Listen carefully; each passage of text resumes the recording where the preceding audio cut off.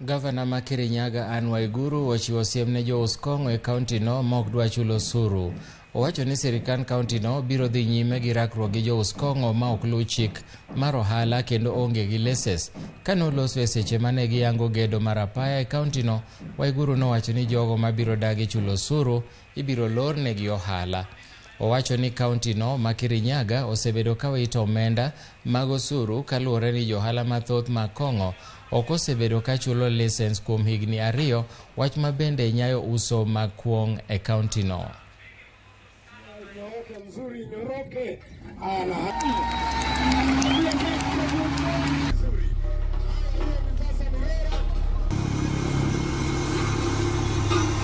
Lakini sheria hatungojei ibadilishwe ndio tulipe ushuru.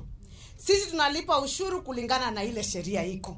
Hata mimi ukiniuliza nitasema ile ambao ninakatwa kwa mshahara yangu ningependa ipunguzwe. Lakini siwezi sema sitalipa mpaka siku ile ifanye nini?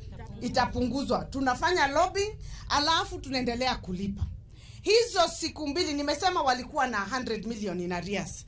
Hii hapa kuna wakulima ambao wamesema hawajalipwa compensation ni 30 million. Tukiokota hiyo 100 million hatutaweza kulipa wakulima.